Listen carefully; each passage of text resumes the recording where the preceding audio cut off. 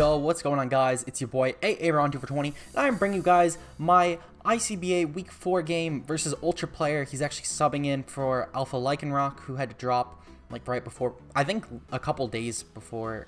The point is, he dropped like right before our week. I think it was literally like the Sunday night. But anyway, this isn't about Alpha Lycanroc dropping. This is about my game versus Ultra, which was a very good game, I might add.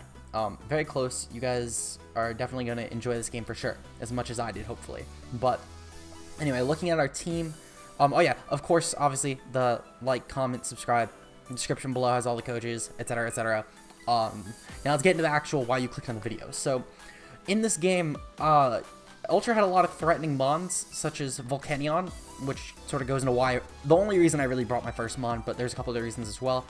There's also things such as Salamence that was very scary if it got set up.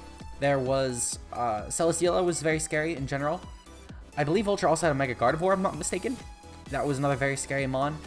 Some things that I could have prepped a little bit better for, maybe like Lycanroc-Dusk, and I'll get into that. Obviously, it's a thumbnail mon, so you know it clearly put in some sort of work instead of just showing up. Yeah, so getting into the team itself, though, the first mon that I brought was a Choice Scarf Goodra, actually, with Hydration. The main reason being is, in case if he brought, like, let's say a Will-O-Wisp Gardevoir, Mega Gardevoir, I might add, for example, that could be potentially scary in terms of me spamming Earthquake versus things such as the Empoleon.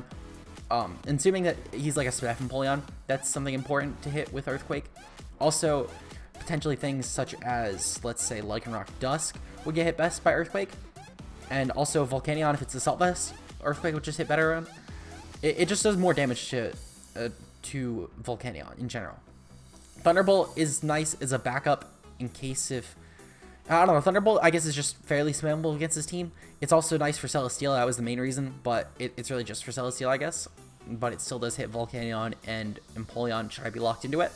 Ice Beam is for Ment, and Sludge Wave is for Mega Gardevoir, of course. The speed is meant to outspeed... I forget what I spec up, but it's definitely something base 70. Fuck, I'm forgetting. Drawing Massive. I can't... Oh, yeah. No, it was meant to outspeed some sort of base 131. I'm drawing blanks. Sorry about that, guys. A little not the best work for me, but I mean, to be fair, you guys know this isn't a professional video because it's one of my videos. But it does hit the 2-0. It hits right above the 201 speed creep, which means I was either speed creeping something base 130 or I was speed creeping a base 70 mon. Let me just I'm pulling up Ultra's team right now real quick on my phone. So the point is, though, is the coverage hits his team fairly well in general on his team, and it had to have been a base 70 mon because Ultra's team is slow as shit. I was gonna say, oh yeah, it was Scarf Volcanion, fucking duh. I was gonna say, this is my Volcanion counter. I don't know how that blanked on me for so long. But basically, yeah, this takes on any variant of Volcanion, whether it's Specs, Scarf, etc. Unless he's like a physical offensive Volcanion and glows for like an Earthquake. But even then, that doesn't do that much damage. Next up, I've God tier our Metagross, our Mega Metagross, I should say, with Earthquake, Bullet Punch, Ice Punch, and Hammer Arm. Ice Punch, Bullet Punch, and Earthquake hit his team very well. Everything besides Licky Licky, it hits fairly well. And Hammer Arm is mainly for Licky Licky. Also, of course, it hits Empoleon as well, so it's not like it's just only hitting one mon. If Empoleon tried to switch in on it, then it would still get fucked over by that. The Bullet Punch should be doing enough damage to Oko any Mega Gardevoir as long as it's not like max defense bold, but even then, max defense bold doesn't beat me 1v1. And even after Will-O-Wisp, I should still kill it off with the second Bullet Punch, so I'm not overly worried. Next up, I have Kingdra's Bay, our Pelipper, with Defog, Roost, Hurricane, and U-Turn. I didn't really need much move pool on Kingdra, I guess. Hurricane sort of just hits everything at least okay. I had U-Turn, obviously, for some momentum into Ludicolo this week, as Ludicolo is actually a very, very terrifying mon versus Ultra if I can get rid of the Volcanion. His team does not have great ways around it, because even like his Licky Licky gets kind of fisted by it. I have Defog, of course, just get rid of hazards. The Hurricane is mainly for Chestnut. I could have, since I didn't really feel like I needed water coverage on this thing, I guess, since I do have Ludicolo, and also he does have a Volcanion, and I figured I need a Roost, I need Defogger, and I need a Momentum. So I figured that U-Turn, having Hurricane was better, because even if he tried to switch in Volcanion, there's still a chance of it getting confused, and it's still going to do a fair amount of damage. Next up, I Taco Tuesday over Ludicolo. With the Waterium Z, I brought Hydro Pump, Ice Beam, Focus Blast. It's really the only coverage I need. It hits everything on this team very well. And I have Rain Dance, of course, in case the Pelipper dies. I don't really see myself needing Z Rain Dance. It's more so Z Hydro Pump to nuke something like the Licky Licky, for example. And also hits Mega Gardevoir very well. And even then, it's mainly for Celesteela though, however, but Ultra didn't actually bring Celesteela this game. I'm more so listing off mons that he did bring, but it meant I could guarantee 2k with the Celesteela in rain with this plus a second Hydro Pump. And I believe finally, no, never mind, not finally. Next up I had Toasted Corn, our Zapdos, the Modest Nature, and his Volt Switch, Thunderbolt, HP, I believe I was HP Ice, if I'm not mistaken. I honestly, yeah, HP Ice for the Mets, and Roost. The HP Ice is a step mainly for Salamence. I have Volt Switch and Thunderbolt, mainly because Electric hits everything else in the team fairly well, besides like the Chestnut, but even then I still have HP Ice that still at least does some damage to it. I almost actually brought Assault Vest, and I put Air Cut on this one originally. However, I figured that having Roost was a lot better, and that was also before I had Goodra on the team. So before I remembered that Goodra was a Mon that resisted both of Volcanion stabs, AV Zapdos was my best counter to it.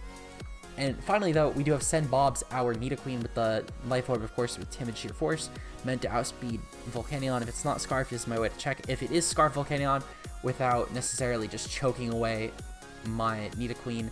If, let's say, he was a Flame Charge set, I mean, to be fair, Goodra would still switch it on that very well. But it's more so just, I guess, if he does stay in, I could just kill it off without having any unnecessary damage taken on Goodra. I have Earth Power, Ice Beam Thunder, hits his team phenomenal, and of course Stealth Rocks just to get up rocks. And that is it. So let's get right into the game. So as I said, I know I mentioned in general what my team countered, but I sort of hinted at mainly by focusing on the mons he brought. He brought Empoleon, Salamence, Licky, Volcanion, Mega Gardevoir, and Lycanroc-Dusk. Now, some things to note. I'll get into the Lycanroc part more so when it comes to time for it, but Lycanroc was definitely a mon I realized I underestimated Lycanroc, I guess. That was something that I sort of realized reflecting on this game, and I'll get into more of why when it comes down to it. But Lycanroc, I sort of realized after this game, was a very scary mon against this build, mainly because I sort of underestimated how good of a move pool Dusk has because of the Ultra Sun and Ultra Moon tutors. It's actually a very solid mon, and I gotta give it a lot of credit. Otherwise, other things that are very scary, if I don't have Rain Up, Ludicolo could very easily be beaten by Salamence if it gets up Tailwind or Giant Dance. I believe Ultra actually had both on his spread, so that was very solid prep on Ultra's part. So as you're going to see here, oh right, I forgot, I got to click on the emulator. So as you're going to see here, I decide that I am actually going to, I believe I lead off with Goodra if I'm not mistaken. I know Ultra decides he's going to lead off with his Empoleon, aka Skipper, and I believe that I decide here that I'm going to lead off, yep, I lead off with my Goodra, because I remember the first turn, I just forgot who clicked the move. I forgot if it was Nidoqueen or Goodra who clicked it. But I decide here I'm going to click Earthquake. I figured that I didn't know what he was going to bring in, I guess. I figured it definitely wasn't the Salamence, and I figured that anything else would at least take some damage. I figured that it was more likely than not, though, he was just going to go for rocks, and Empoleon had less special defense, well, had more special defense of Fizz Def, and I can also sort of gauge how his investment went. He actually proves that he's Shuckaberry. Very smart play, of course, as I probably was going to bring Thunder Punch on my Mega Metagross, and that would be a great way against a Earthquake Mega Metagross, as an Earthquake hits his team fairly well. So he does bring in his Licky, of course, as I just go for another Earthquake, and this is going to do, like, no damage at all. As you can see, Licky is a very, very, very fat boy. So at this point, I definitely do have to withdraw. There's no reason to stay in at this point. I go into Toasted Corn, as I figured I could potentially just see what he's going to go for. There wasn't really any reason for me to necessarily... I didn't really have a Licky switch in, I guess, but I sort of wanted to scout what he was going to go for, and realize he's actually going to go for a Toxic here. A little unfortunate, but I figured that I could maybe try and just chew whatever hit he was going to go for. I figured maybe he'd Wish Pass, or maybe just click Return, but I wanted to scout what he's going to go for. So I figured that I would go into Toasted Corn. I could always U-turn out, Volt Switch out later, as I believe he does not actually have a Ground type this game. So I Volt Switch out. I sort of gauge his investment. Sadly, this was a recreation, by the way, and I did crit there. It doesn't end up mattering literally at all, because Licky gets to full health very quickly. So it didn't really matter in the grand scheme of things, but it's just something I figured I'd point out. So I do bring up my Mega Metagross here. Of course, he went for the Wish last turn, which means he is definitely going for a Protect this turn, trying to get up his HP. And also because it loses him nothing to try and scout what he's going to go for. And he goes for the Protect, as I actually decide I'm going to click Hammer Arm. I figured that I can get off a fair amount of damage if he tried to stay in, and maybe try to go for an Earthquake or something. Though, in the grand scheme of things, there was literally no chance of it. But I did notice that he was not Leftovers, so I figured maybe he was Berry, and I could try and scout his Berry. But I also realized here that he is probably going to switch Immense, thinking that he can get an Intimidate off, and also because he chew a Hammer Arm.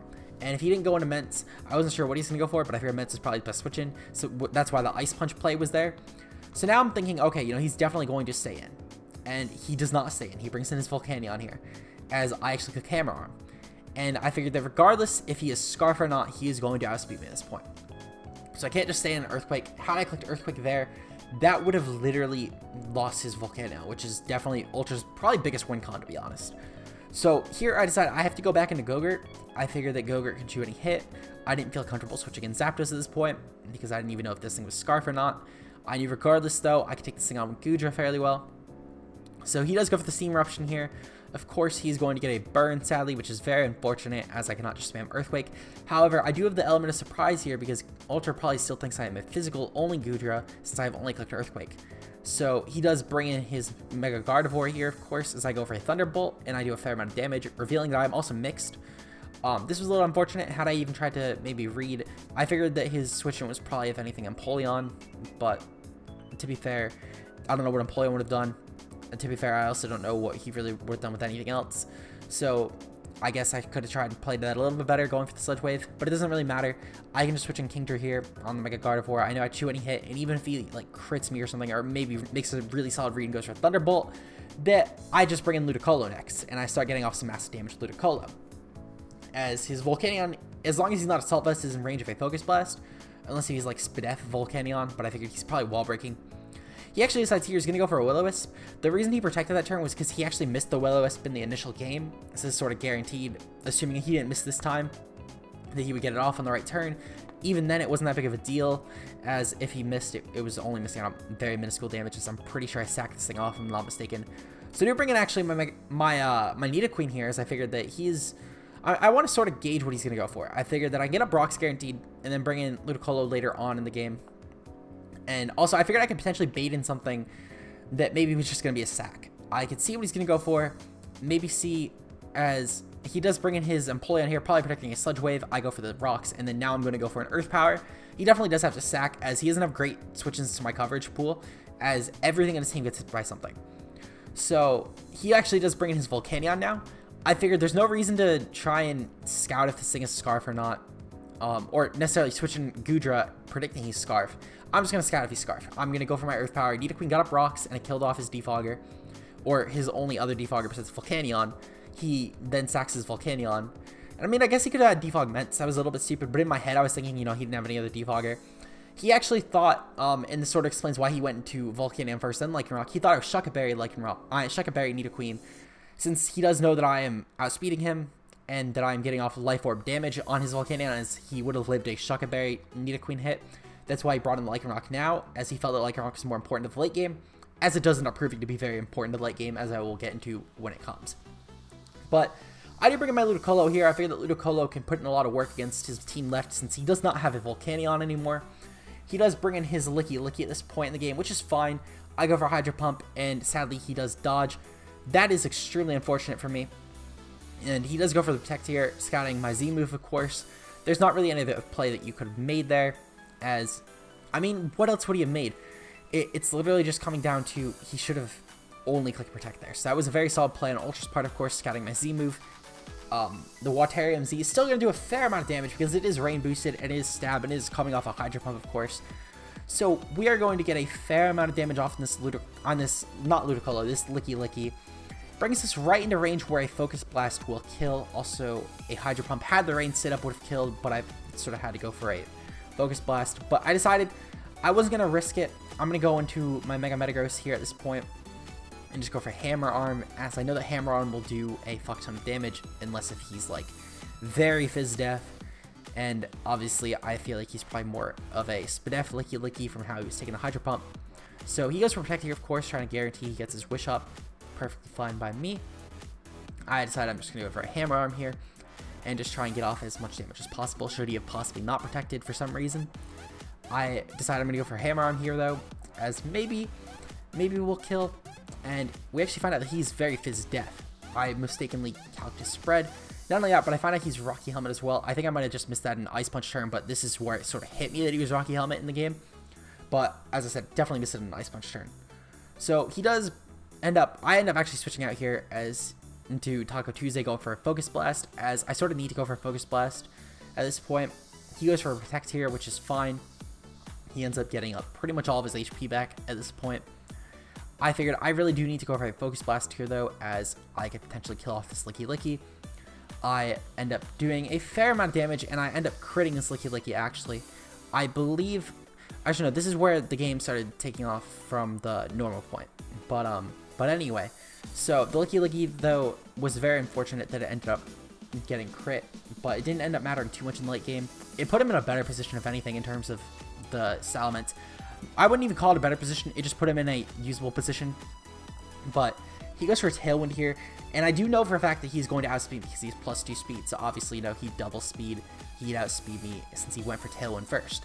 So that is very unfortunate for me, as Salamence could be very, very terrifying for my team. I switch in my Zapdos here, as Zapdos is sort of my only Mon that can really take a hit too well if he's just going to try and maybe burn a Z move, and he actually does burn a Z move here. I figured if he set up, I was sort of fucked anyway, but there's no way I just stayed in and clicked Ice Beam when he could potentially kill off my Ludicolo, which is my win con at this point. So I'm sort of just waiting for Tailwind to die out and hope that he doesn't have like a Dragon Dance or something, and he's just going to start spamming attacks and maybe go for Moxie, or maybe the Special Ments and just going to maybe go for a Z Draco here. So he does kill off my Zapdos here, which is very unfortunate.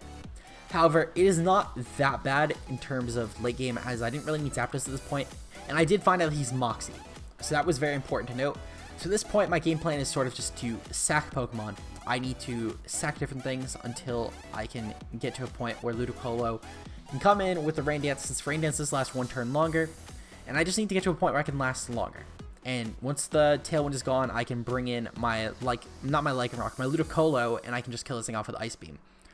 So he does get off another Moxie boost here, of course. That is very unfortunate. I do need to sack one more Mon, so I do decide I'm going to sack Pelipper at this point. In hindsight, I probably should have went for the Outrage. Well, running Kingdra first. Not Kingdra, Kindra's Bay first. Made him go for the Outrage, or assume that he had Outrage. If he had Dragon Claw, then obviously I could just sack Kingdra anyway. But if he was locked into Outrage, I could have brought in Mega Metagross and then went for an Ice Punch and then put him in a game-losing position at that point. So that was a little oversight on my part. It wasn't that bad, however. As I do still bring in my Ludicolo, I have one more turn of Rain Up than he has Tailwind. So I can just click an Ice Beam here, and that kills off the Salamence. Because, of course, he's not Yashi Bear. He proved the Z move, so there was no possible way he lived that Ice Beam. So now at this point, he has a Mega Gardevoir and a Lycanroc-Dusk. I figured that I can probably beat any Mega Gardevoir spread at this point with just a Hydro Pump. I just have to hit it. And Lycanroc-Dusk could be very scary for my team in general. So he does go for a Shadow Ball here. That is going to do a fair amount of damage. Almost kills, actually. And I go for a Hydro Pump here. I figure that even if he lives the hit, which he actually does barely live the hit. In hindsight, I probably should have went for the Rain Dance, then the Hydro Pump, and then brought in my Mega Metagross. So that was a little unfortunate. However, it wasn't that bad, and I don't think it necessarily would have changed the game that much. As for what I will get to why when it comes to Lycanroc v Metagross. So Metagross has some fair chip on it. However, I'm going to be able to still kill with a Bullet Punch here. And luckily, the Mega Gardevoir will of course go down. So at this point, I think I won the game.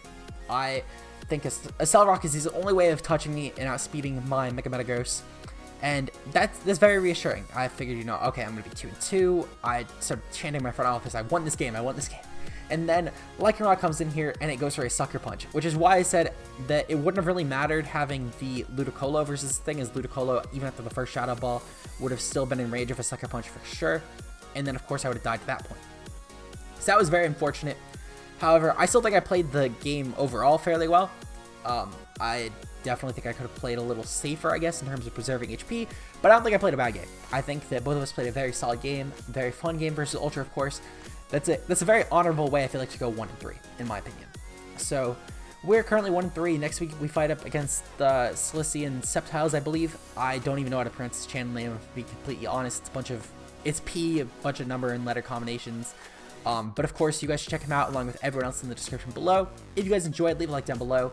Comment what you think our chances of playoffs are, I guess. Also, make sure to, of course, subscribe, like, etc. And I will see you guys next week. Peace out.